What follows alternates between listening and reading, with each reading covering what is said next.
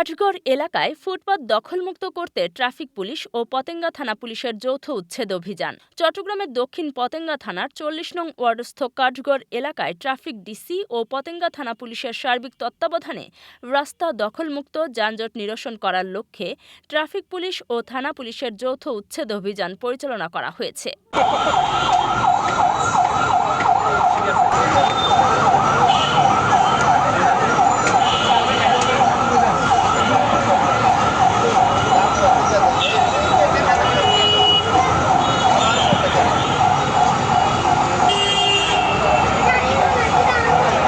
২৬শে ফেব্রুয়ারি বৃহস্পতিবার দুপুরে কাঠগড় এলাকায় এ অভিযান পরিচালনা করা হয়। এ সময় উচ্ছেদ অভিযান চলাকালীন সময়ে স্থানীয়দের কাছে জানতে চাইলে স্থানীয়রা সংবাদ মাধ্যমকে বলেন, দীর্ঘদিন ধরে অত্র এলাকায় চলাচলের ফুটপাত দখল করে অবৈধভাবে টং দোকান বসিয়ে যানজট সৃষ্টি করছেন এবং সাধারণ মানুষের চলাচল সহ নানা ভোগান্তিতে পড়তে হচ্ছে। এ বিষয়ে টং দোকান মালিকদের কাছে জানতে চাইলে টং দোকান মালিকরা বলেন, আমরা গরিব মানুষ, ফুটপাতে ভ্যান গাড়ি বসিয়ে ২টি টাকা ইনকাম করে আসছি। বর্তমানে উচ্ছেদ করায় অর্থনৈতিকভাবে অনেকেই ক্ষতিগ্রস্ত হয়েছে।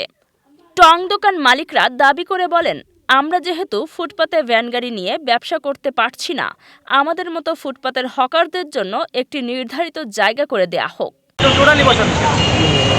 রাস্তায় বুঝতে পারছেন, এখন থেকে এই অভিযানটা করেছিলাম, এই করার করবে না, এগুলো আপনাদের প্রতি আমার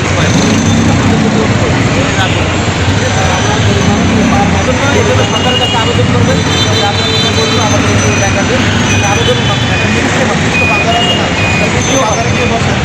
তারিখে